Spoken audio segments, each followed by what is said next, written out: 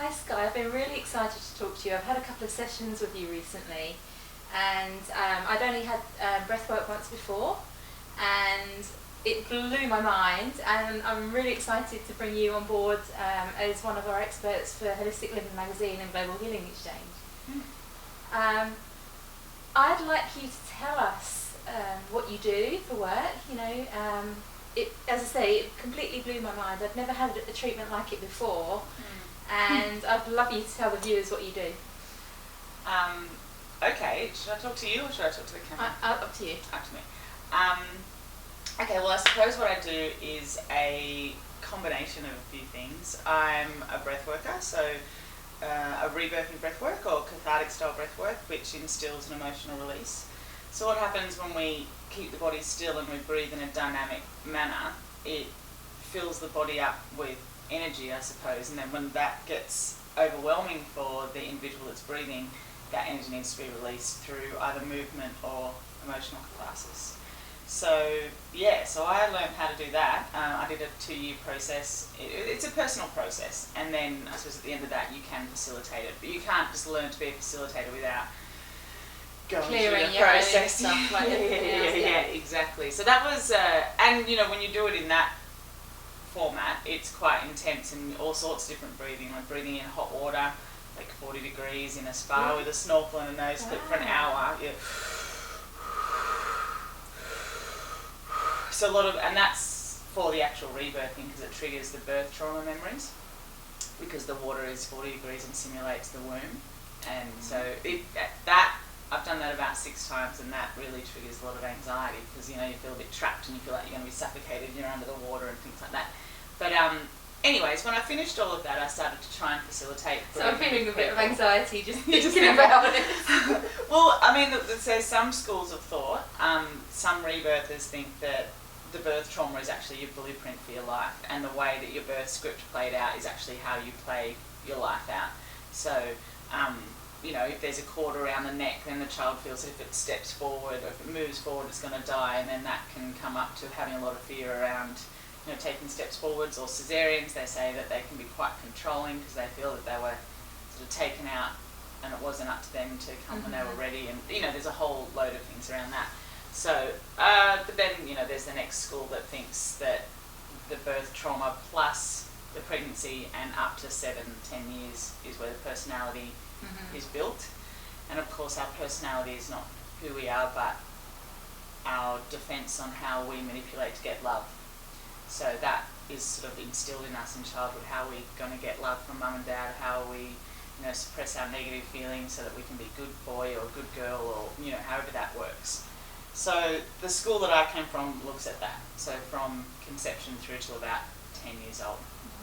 Anyways, getting back to what I was saying, when I finished that, I tried to start facilitating because it was so amazing for me. I was like, oh my God, and I was telling all my friends, and I'm sure that they were kind of annoyed with me with this breathing. All you have to do is breathe and all this stuff happens. And I actually had a lot of energetic experiences or spiritual experiences, things like that along the way as well, and a lot of traumatic memories came up for me from childhood abuse, which were actually completely suppressed and forgotten.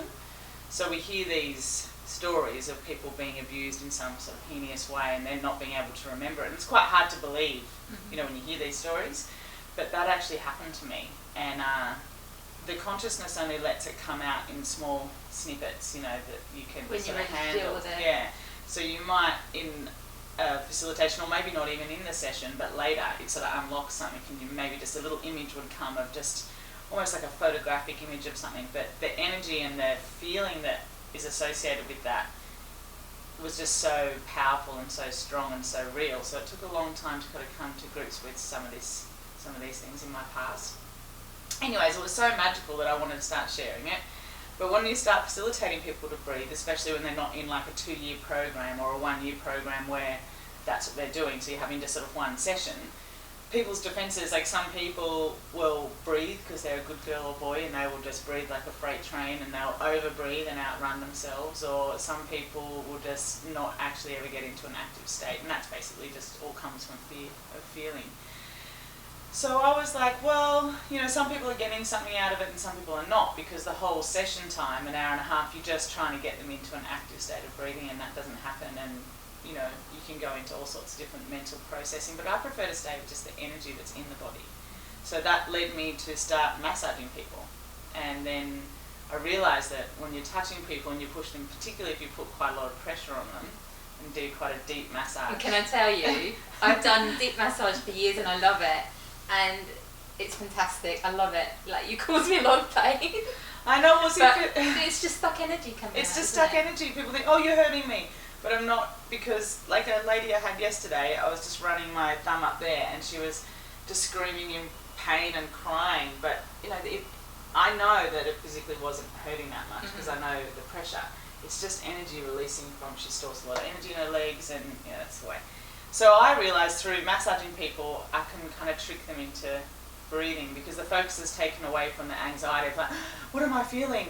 Oh, this is, you know, I shouldn't be feeling like this. You know, instead they can kind of go, oh, there's something there, and we sort of move towards it and try and use expression as well. Because as you know, that a lot of people are stuck with expression. There was a lot coming out of my mouth. Yeah, and you know, even when you can have a massage, I mean, I go and get massages from people, you know, down the road, sometimes little Thai girls, and still even something hurts for me, and the environment isn't facilitated, or it doesn't really allow you to just really open up and release any feeling that's in there. So you might have like a little tear that trickles down there, or you might breathe a bit loudly, but yeah, it's not really allowed to just kind of go, oh my God! So I suppose I try and just create that environment where expression can happen, the release from the body can happen.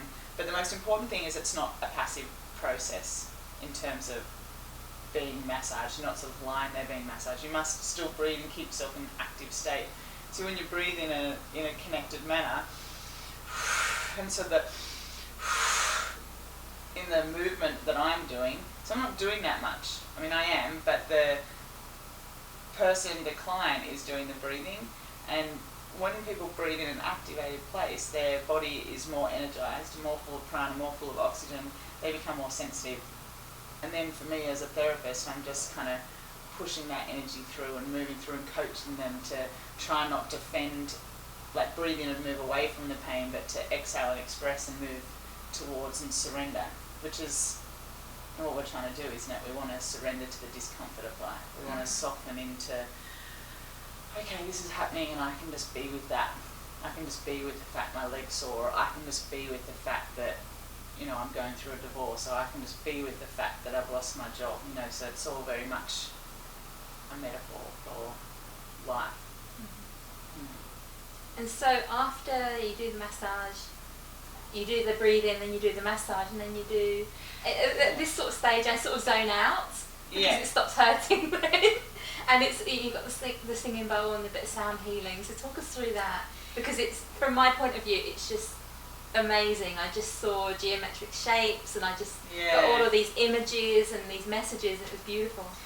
Yeah, so a lot of people actually have energetic, spiritual, transcendental experiences from that. And I suppose with me, I get people to breathe initially, and then we go through the massage, which can be quite intense, as we've realised, and people can almost get into like a altered state of mind where they're kind of blubbering and crying, or, you know, it's all getting a bit too much. And if I was just to finish there and just go, okay, your treatment's over, people kind of, you know, what just happened, and that was terrible. But to integrate that and sort of finish it off, finish with a bit more of a calming kind of breath, and because a lot of the body's being released, people tend to have more of a body experience. Like they're more in their body because they've released, so they're more sensitive to the sensations in the body. So the breathing then becomes a little bit more calming down, and I do a sound healing.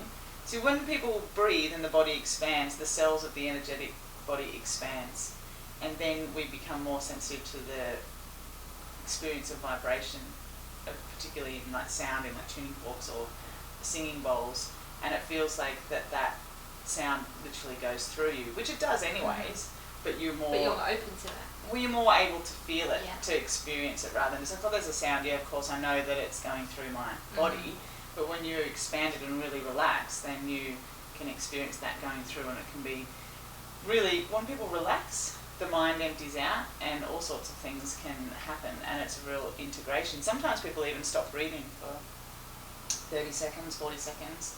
It can even start to go blue, and I know that's when the spirit they've left their body and something's happening, and maybe that's when they see shapes or have some kind of connection with a spirit guide, which is all just their own mind and how they experience things anyways. And sort of bring it back together. And that's when I run a lot of energy at that point as well. Yeah. So, and then usually people open their eyes and they look up at me and go, wow, that was amazing. That's what most people say. So, but it's a process. Yeah, I know I didn't want to come back. I was in such a beautiful place that I'm like, I'm just, for once I wasn't in pain, there was no anxiety, there was no feeling, and I was like, this is bliss, and I didn't want to come back and deal with life. Well, but this is being in the body. Yeah. That's what being Which, in the body. Welcome back to your body. Lot, yeah. Yeah, and everybody is, because when we experience pain, we jump into the mind, and it's and we're all living up here because we've got so much to do, and and then the body gets this anxiety. But when you release the body and it feels expanded and relaxed, and your energy and your spirit can kind of come in and and that's what being grounded is. It's being in the body. It does feel actually amazing to just be in the body. Yeah. Yeah. I know. It's a wild experience actually. But see, this is the thing. People want to go to therapists or go to massage to become relaxed, and they think that by having a relaxing massage that is going to help them relax, but it actually doesn't do anything. Yeah.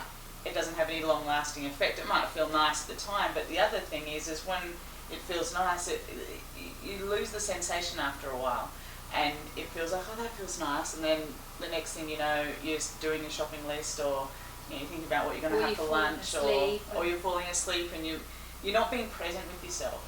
And what makes us relaxed and in the body is being present. And unfortunately, a very quick way of doing that is by experiencing pain, because there's many layers to the mind. So on one level you might be mantering, and another level you're thinking about this and that and this and that, and it can be, hundreds of layers to the mind. And it's in the yoga philosophy, they always say one-pointed, bring all your mind to one point. And we don't even realise that we're doing that. But when you experience intense feeling in the body, you're like, you're there. Whoa! Yeah. All my awareness is right here in my toe right now. And that is a gift of being present with the body and releasing yourself. And at the end of that, you're like, I've been thinking about nothing but just getting myself through this and being with the sensations in my body. And that in itself makes you feel relaxed, and that has a long-lasting effect. Some people have never felt relaxed, and that's why they feel so amazing after. And maybe that lasts for a few hours or even a whole day. And eventually, if you have more of those kinds of experiences, you can remain in that relaxed state regardless of what's going on. That's what I say to people. Just be like Jesus Christ. Just surrender the body, because you can just be like, all right, that's just happening there on my arm. I can just be with that. And when all of the blocks are gone, they always come back, so you always have to keep cleaning, but the experience can become, you have this energy being pushed around. Yeah, and that's what I felt last time. I've been a massage therapist for 20 years, and although I don't do as much these days, I still do, and usually in my forearms, as with most therapists, they're really tight. And that first time that you touched me, I thought I was going to smack you. But actually last time, there was nothing. I could just lay there, and I think because I had experienced it before, and I knew that I wasn't going to die, and there was no bruises. I felt completely bruised. Yeah. But there were no bruises, and the second time, my mind could help me through that process of being able to be relaxed, and I got so much more out of that second one. Yeah, and this is how it can lead into like our life. Like we can do. I practiced yoga and studied yoga and all these sorts of things, and this is what everyone's trying to say, be detached. You can be relaxed when chaos is happening around you, but it's hard to have that experience. You have a very gross, real experience of that in a session like that, and that means that when pain is happening in your life, when we experience pain, whether it be physical, mental or emotional, we tend to want to breathe in, retreat, and move away from it. But if we can use our physical experience to be like, okay, I'm experiencing pain right now, I'm just going to exhale, relax and move towards it, and just be with that, then that gives us strength and power to do that in other areas of our life. So even though it's like, oh, I was just able to lay there and experience that, we actually don't realise how much that is affecting us on all the other levels, that we can then, you know, relax and deal with stress and let that, you know, the other types of pain, the other levels of pain. Yeah. Cool. So anyone, obviously, anyone who likes massage might not like your style of massage. Like with my clients, you know, I had a few that's like, oh, I'm sorry, you're very deep and I don't like deep massage. Can you do something lighter? And I would say, I'm sorry, that isn't my style. Yeah. You know, there's lots of therapists out there that do the therapeutic like massage stuff. I personally get bored when I do that because I really like to, you know, think about all this muscle and, you know, really get in there and get the work done and see the movement in the body and the freedom in the body. Yeah. So my long-rounded question is, who are the people that you attract? It's funny because I don't really do any advertising or anything, and always different people coming. And yeah, I suppose people sometimes do come to me and say, oh, I just want a massage. And at that point, I explain to them what I'm doing, and I might go through that, you know, first and foremost, I'm a breath worker and I want to release the body, and I am a massage therapist, yes, but this is kind of like my signature treatment, and that's what I do. So if people want to come and experience that, then I give them that. And you can tell, I mean, you know, if people coming to me because someone told them to come to me and I explain it to them, they're like, yeah, I'm good to go. And, you know, I push everybody to their limit, but everybody's limit is different. But I do push people to that limit. And you can feel it. People just, because for me, like you said, that there was no bruising, you feel like, oh my God, I'm going to be so sore after this massage. But in my experience, the more you breathe and if you express and don't defend, it's amazing. People call me and go, I just can't believe it. I feel just, my body is so fine today. I thought I was going to be in bed for 2 days with this pain that maybe they've had in a different type of remedial massage before. But it's the expression and the breathing and the because if people get to a point where they relax, you know, they might go and the crying happens, and that's what's underneath the tension. Yeah. Like, what's underneath the tension? Because at first we think, oh my God, that hurts. But why does it hurt? Like, what's underneath the tension? There's just something underneath the tension, and it's a feeling. There's always feeling underneath tension. So people might feel, and I encourage them to, but well, what's the feeling when it hurts? Do you feel like, you know, you think that I'm going to break something? Like, is it fear? You think, oh my God, she's going to break my foot. My toe's going to break. Or do you think, oh God, I hate this woman. I just want to get off this bed and I smack it. Like, is there anger coming out? Or is it, you know, you feel like I'm hurting you and you just want to collapse into tears? So it might be like grief. So rather than what is there, what's underneath. So I do explain that to people. And yeah, sometimes I do get people and I can feel that they're just resisting and they're unable to express. And with people like that, I probably would breathe more than I would massage. Because I want them to have that experience of like, oh, actually, this is a feeling that's in me. It's not something that I'm doing to you. Yeah. Yeah. So, yeah. So maybe on a very rare occasion, I've had to just give someone a, you know, a standard sort of massage. But like you, that's not what I do, and I find that it's hard to stay present with people because they don't stay present.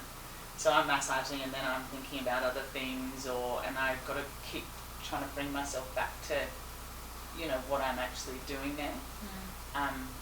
So that's not my craft, if you like. Cool. Yeah. So I suppose, listening to that, like anybody who's tried deep tissue in the past that hasn't done the breath work with it, just give Sky another go. You know, come and see her. Yeah, because definitely. it's like, it is unlike any other massage. You know, I love my style of massage, and for a long time I'm like, I really want to find somebody who does what I do. I know. And what you do is so similar, and you've got the breath work on top of that as well. And your sessions are 2.5 hours long, or two and a half hours long. Yeah, about 2.5 hours. Yeah. Sometimes up to 3. Yeah. But yeah, I allow 3 hours between people. But yeah, Yeah. so I expect 2.5 hours because it takes a while for people to breathe and for the body to be released and to go through the massage, and then to have the nice integration meditation part at the end that brings it all together and makes people feel like, wow, I've had a real experience of myself. Okay, cool. Thank you so much for coming in today. If anyone wants to You're find welcome. you, where will they find you? Okay, well, I have my website, which is raisingkundalini.com.au, so www.raisingkundalini.com.au, or most people just phone me, actually, because a lot of the time people want to chat before they have a Do session. you want to give your phone number out? Yeah, I can give my phone number. So I'm obviously in Australia, but it's 0415 290 146. So you're welcome to just call me or send me a text message and I can call you back if I'm with clients. My website's there, but it doesn't have live booking at the moment, so generally people have to call me anyways. Yeah. Okay, cool. All right, thank you so much for coming in, and we'll speak to you again. Okay, thanks for having me. Thanks for bringing me on board. You're welcome. Bye. Bye.